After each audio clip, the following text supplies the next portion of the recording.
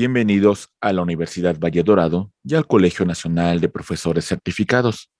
Continuamos con esta serie de resúmenes ejecutivos para su licenciatura en Derecho. A continuación, vamos a dar inicio a la quinta unidad de su asignatura, los contratos civiles. Vamos a iniciar con los contratos de realización de un fin común. Muy atentos, por favor, y mencionaremos que es un contrato mediante el cual dos o más personas van a reunir sus esfuerzos y sus recursos de manera no transitoria para la consecución de un fin lícito, posible y que no tenga el carácter preponderantemente económico, porque de tener el carácter preponderantemente económico, estaríamos hablando principalmente de una sociedad mercantil.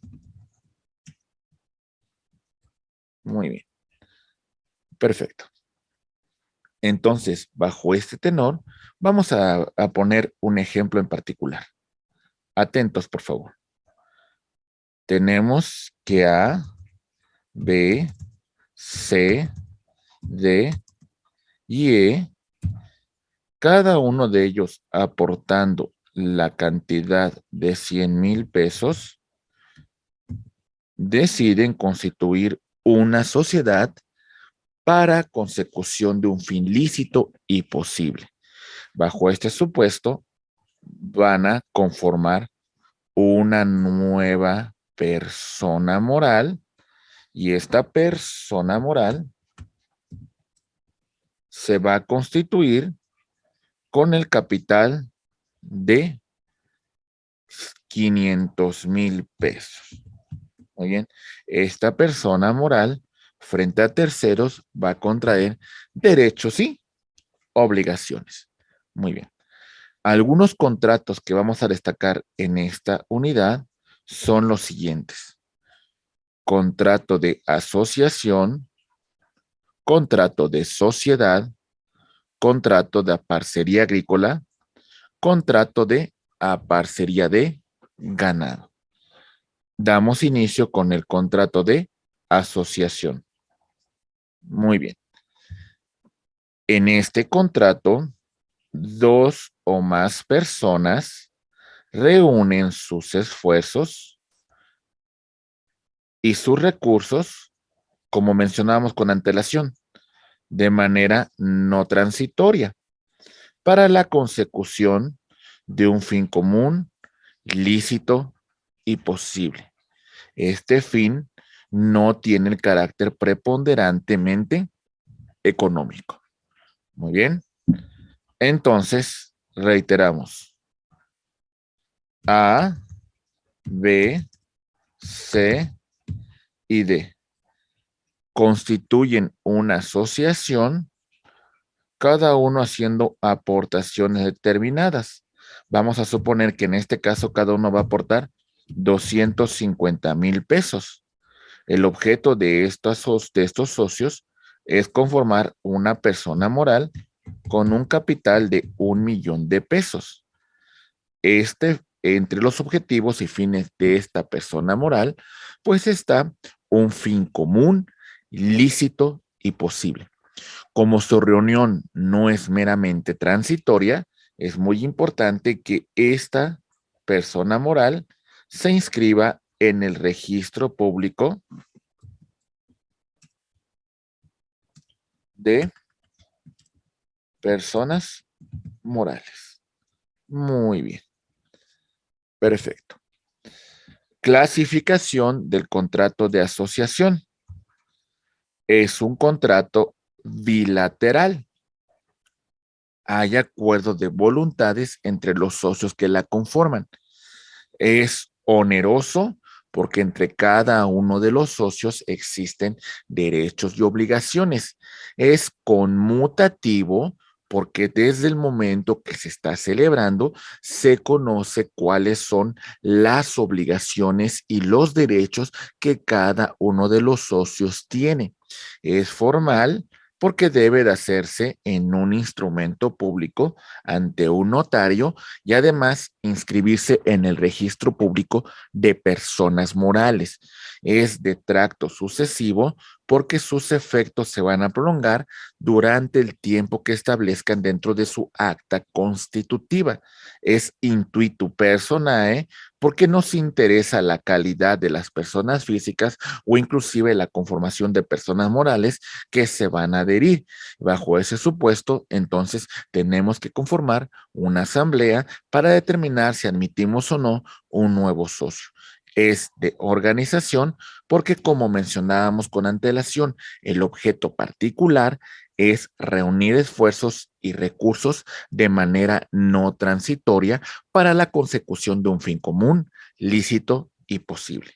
Y bueno, es nominado porque su sustento se encuentra dentro de la respectiva legislación civil. Muy bien, vamos a continuar con el siguiente contrato, los contratos de sociedad. Tenemos que dos o más personas se obligan a combinar sus recursos o esfuerzos para que de manera no meramente transitoria realicen un fin común y lícito y posible. Tienen un carácter, ahora sí, preponderantemente económico, pero esta situación no constituye una especulación comercial, porque de constituir una especulación comercial estaríamos hablando de una sociedad de naturaleza mercantil. Muy bien, entonces entendamos que muy similar al contrato de asociación que revisamos con antelación, pero aquí sí hay una finalidad económica, aunque no constituye una especulación de naturaleza comercial. Muy bien, vamos a ver su principal clasificación. Es un contrato principal, no se encuentra subordinado a ningún otro contrato. Es bilateral porque hay un acuerdo de voluntades entre los socios para reunir sus esfuerzos, para combinar sus recursos y esta asociación, esta reunión no es de carácter meramente transitorio. Es oneroso porque entre los socios hay derechos y obligaciones que son recíprocos. Es conmutativo porque conocen de alguna manera de sus derechos y obligaciones desde el momento que se está celebrando la asamblea constitutiva. Es de tracto sucesivo porque los efectos de este contrato se van a prolongar dentro del plazo que establezcan dentro del acta constitutiva y sea debidamente inscrito en el registro público de personas morales. Es intuitu personae porque todavía nos interesa la calidad de las personas que lo van a conformar, así como que sus recursos sean lícitos. Es de organización porque destacábamos que dos o más personas reúnen sus esfuerzos para realizar un fin lícito y posible que tiene carácter económico, pero que no constituye una especulación comercial y es nominativo porque su existencia se encuentra debidamente contemplada dentro de la propia legislación civil. Continuando con este análisis, vamos a verificar ahora el contrato de parcería agrícola. Vamos a ver los principales elementos que lo van a conformar. Tenemos que el propietario o dueño que tiene un predio rústico va a conceder a otra persona llamado aparcero para que éste cultive, para que lo trabaje, para lo que lo produzca. Y de esta manera, tanto el dueño como el aparcero van van a repartirse los frutos en la forma que se hubiese convenido. Y a falta de convenio, vamos a verificar las costumbres del lugar, sin que el aparcero pueda recibir menos del 45% de su cosecha. Bien, las principales características del contrato de parcería agrícola van a ser las siguientes. Muy bien. Es un contrato principal, el cual no se encuentra subordinado a ningún otro contrato. Es bilateral en el supuesto que existe un acuerdo de voluntades entre el propietario o dueño de la finca rústica y el aparcero. Es oneroso porque hay derechos y obligaciones que son recíprocos para las partes. Es aleatorio porque las prestaciones, la repartición de frutos va a sujetarse a un acontecimiento futuro e incierto, que en este caso va a ser los frutos que dé la tierra. Es formal porque hasta cierto punto debe de pactarse entre el propietario dueño y el aparcero. ¿Sí? A falta de convenio, nos vamos a regir por las costumbres del lugar. Es de tracto sucesivo porque los efectos de este contrato se van a prolongar en el transcurso de tiempo. ¿Sí? Es decir, en el tiempo que tarde en la tierra para producir esos frutos y repartirlos entre las partes. Es intuitu personae porque todavía existe un vínculo entre el propietario dueño y el aparcero para que de alguna manera, bajo este supuesto, exista la confianza de celebrar este tipo de contratos y es nominativo porque se encuentra debidamente contemplado dentro de esta legislación civil. Entonces, que quede muy claro, tenemos que A tiene este predio rústico. Aquí lo vemos. Y resulta que le confiere a B para que B, este predio rústico, lo trabaje, lo cultive, lo produzca. De los frutos que produzca el bien, vamos a repartir las ganancias entre el propietario y el aparcero. Muy bien. Vámonos al siguiente contrato. Atentos, por favor, y revisamos los contratos de aparcería de ganado. Este contrato, vamos a verificar que una persona, dueño titular de una serie de cabeza de ganado, da a otra cierto número de animales. Esta otra persona los va a cuidar, los va a alimentar, los va a reproducir o incluso los va a sacrificar. Estas personas se van a repartir los frutos en la proporción que ambas partes convengan. Muy bien. Entonces, A tiene esta serie, estos animales de granja. Le encomienda a B que los cuide, que los alimente, que los reproduzca y de esta actividad, en el caso de haber ganancias, las partes pactan la repartición de los frutos que conlleve esta aparcería de ganado. La clasificación de este contrato, vamos a verificar que es un contrato principal, toda vez que no se encuentra subordinado a ningún otro contrato. Es bilateral en el sentido que existe un acuerdo entre el dueño de los animales y la persona que los va a cuidar, los va a alimentar, los va a reproducir. Es oneroso porque hay derechos y obligaciones que son recíprocos para el dueño de los animales y para la persona que los cuida, los alimenta, los reproduce. Es aleatorio porque los frutos van a estar sujetos pues al tema de un acontecimiento futuro e incierto. Es formal porque debe de haber un acuerdo de voluntades que debe de plasmarse por lo menos por escrito entre el aparcero, entre el dueño de los animales y el aparcero, quien será quien los va a cuidar. Y es de tracto sucesivo porque sus efectos se van a prolongar en el transcurso del tiempo, en el transcurso del cuidado, de la alimentación, de la reproducción de los animales. Y es nominativo porque se encuentra debidamente legislado dentro de la legislación civil. Muy bien.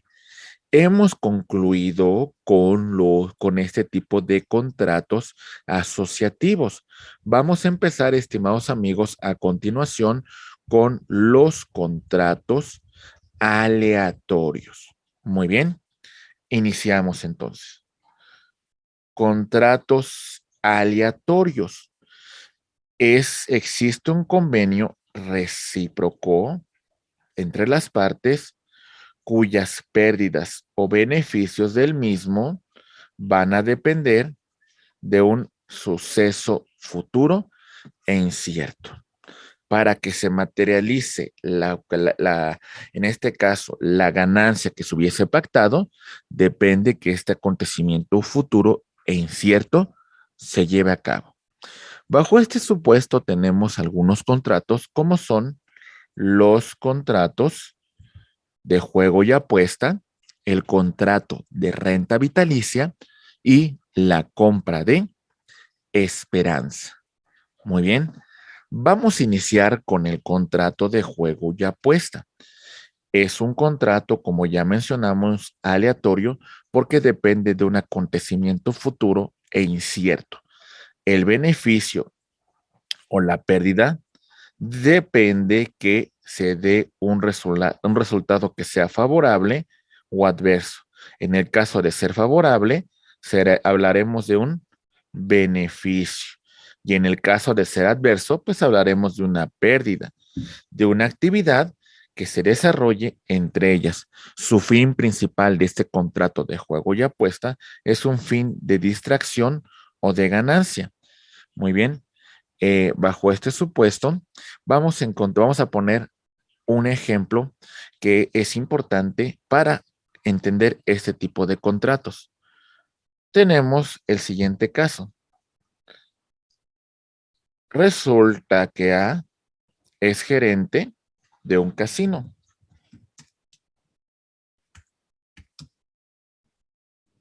Muy bien. Esta persona es la cliente. Normalmente realiza apuestas deportivas y la apuesta a que se dé determinado marcador. Si el compromiso que ha fijado, si el marcador que ella estipuló se da, es decir, ese acontecimiento futuro incierto se materializa, entonces la casa, el casino, debe de pagar la apuesta que realiza el cliente. Bajo este supuesto, entonces nos encontramos que la ganancia o la pérdida depende de ese acontecimiento futuro e incierto. Muy bien. Verificamos su clasificación. Es un contrato principal en virtud de que no se encuentra subordinado a un contrato secundario. Es bilateral porque hay un acuerdo de voluntades entre las partes. Muy bien, en este caso el cliente y el casino.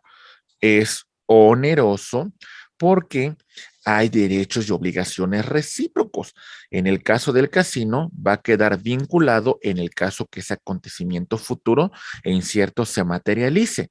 Es aleatorio porque ya mencionábamos, depende la ganancia o la pérdida de un acontecimiento futuro e incierto. Es consensual porque basta el consentimiento de las partes para su perfeccionamiento y es nominativo porque se encuentra debidamente legislado dentro de la norma civil. Vamos a pasar a otro tipo de contratos.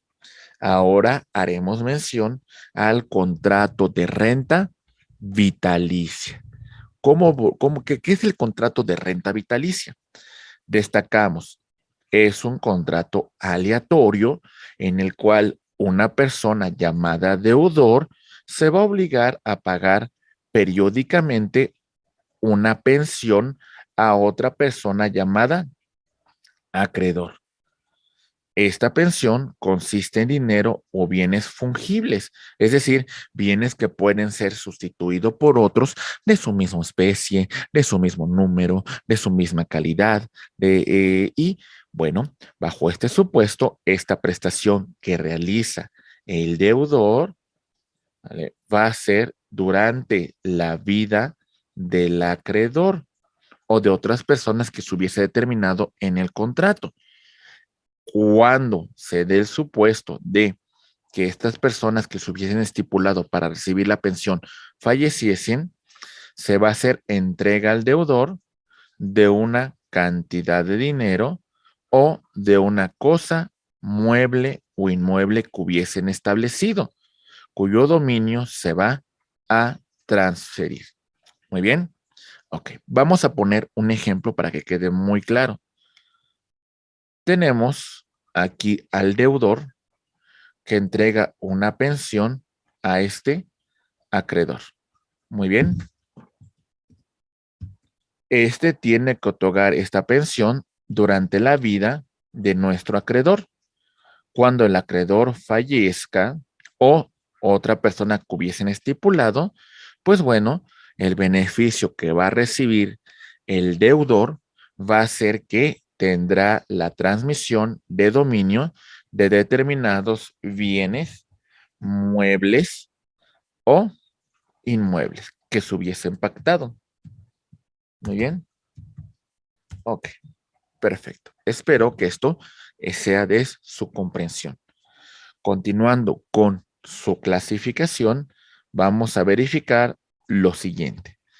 Contrato de renta vitalicia es un contrato principal. No se encuentra subordinado a ningún otro contrato. Puede ser unilateral o bilateral, en el supuesto que solamente una de las partes lo hubiesen pactado, sería unilateral, y bilateral cuando hay un acuerdo de voluntades entre acreedor y deudor. Es oneroso porque en este supuesto hay obligaciones y derechos que son recíprocos para las partes. Es gratuito en el sentido de que podemos encontrar aquí que se establezca una renta vitalicia sin que el deudor otorgue una pensión. Como consecuencia, entonces la carga solamente va a ser para el acreedor, que al final con su muerte o de otra persona que hubiesen estipulado, van a transmitir el dominio de una cosa al deudor.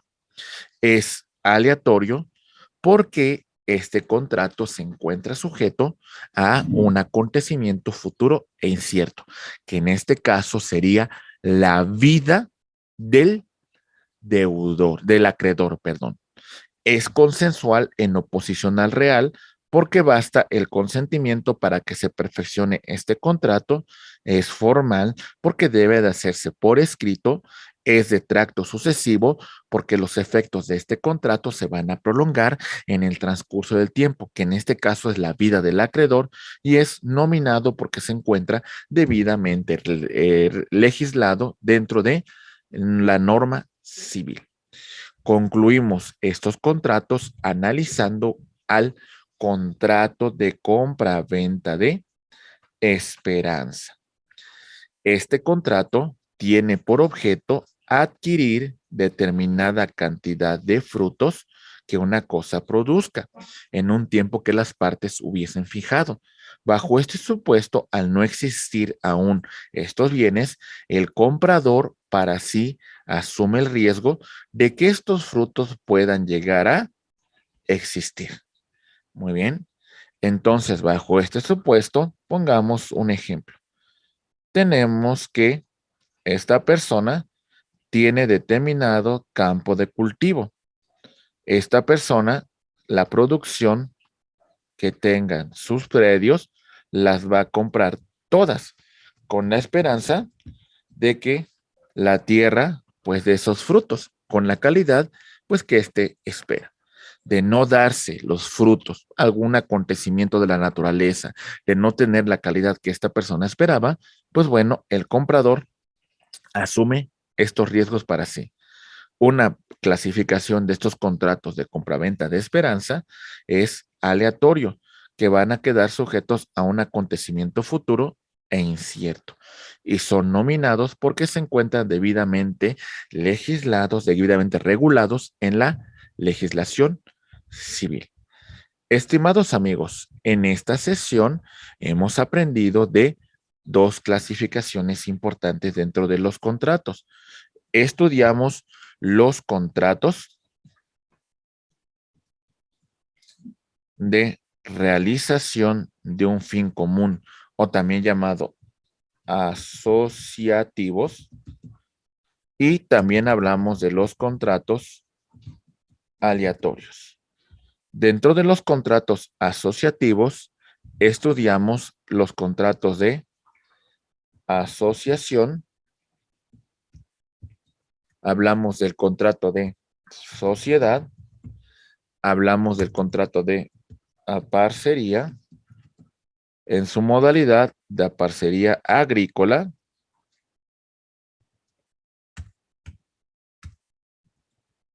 y de ganado. Hablamos de los aleatorios cuando hicimos mención de los contratos, tanto de juego y apuesta,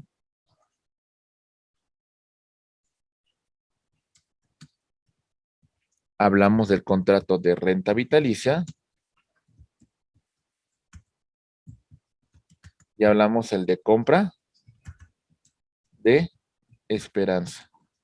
Muy bien, perfecto.